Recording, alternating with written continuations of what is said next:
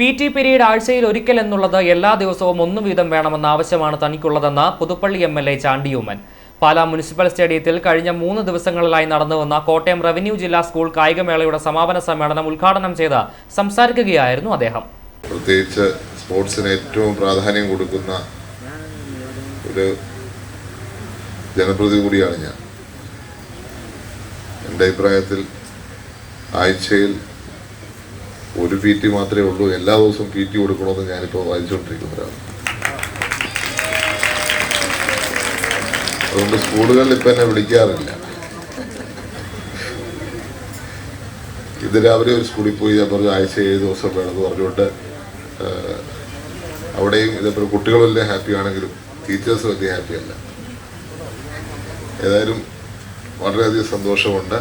ഈ ഒരു school Olympics നല്ല രീതിയിൽ ഇവിടെ സമാപിച്ചത് കാണുമ്പോൾ. പക്ഷെ നമ്മളെ സംബന്ധിച്ച്, നമ്മുടെ നാടിനെ സംബന്ധിച്ച് കൂടുതൽ ഫെസിലിറ്റീസ് ഉണ്ടാവും, കൂടുതൽ സാഹചര്യങ്ങളുണ്ടാവും. അത് സ്പോർട്സ് താരങ്ങളെ വളർത്തിയെടുക്കാൻ വേണ്ടിയാണ്.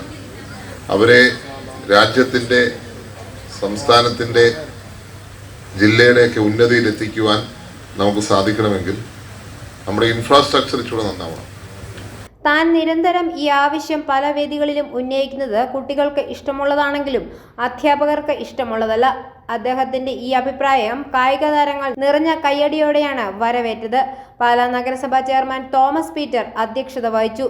വിജയികളായവരെയും പരാജയപ്പെട്ടവരെയും ഒരുപോലെ അഭിനന്ദിക്കുന്നുവെന്നും അദ്ദേഹം പറഞ്ഞു. വിജയികൾക്ക് ചാണ്ടിയുമ്മൻ MLA ട്രോഫികൾ വിതരണം ചെയ്തു.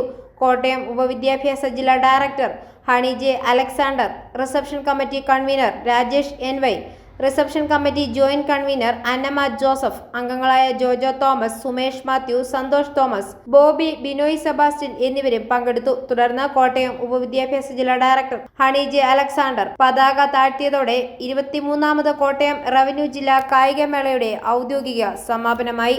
i4U news Pala.